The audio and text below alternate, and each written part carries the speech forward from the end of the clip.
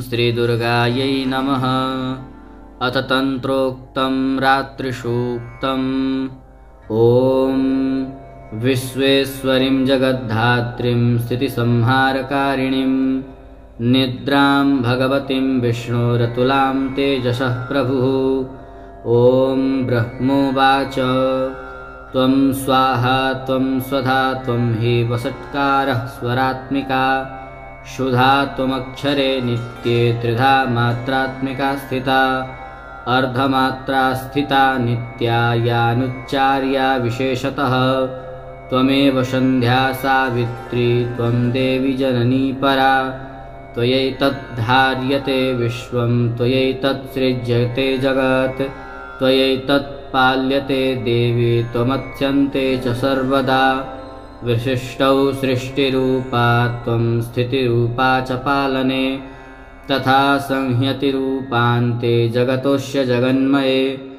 महाविद्या महामाया महामेधा महास्मृतिः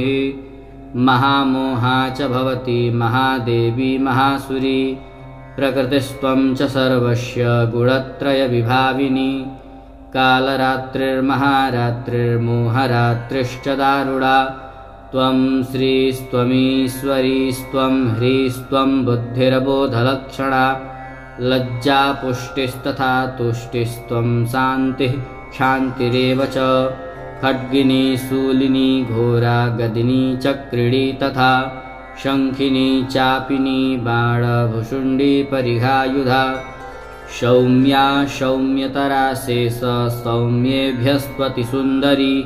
परा पराणां परमा त्वमेव परमेश्वरी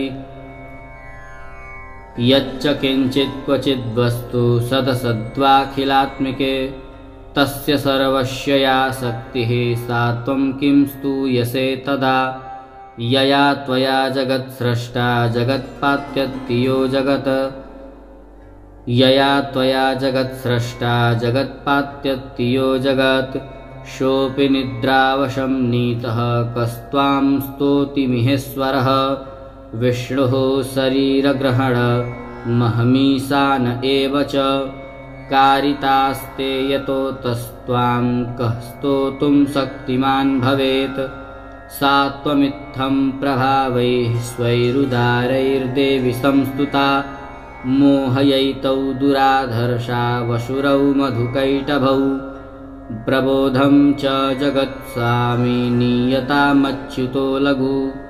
प्रबोधं च जगत्स्वामी नीयतामच्युतो लघु बोधश्च क्रियतामस्य हन्तुमेतौ महाशुरौ इति रात्रिसूक्तं सम्पूर्णम्। श्रीजगदम्बा अर्पणमस्तु।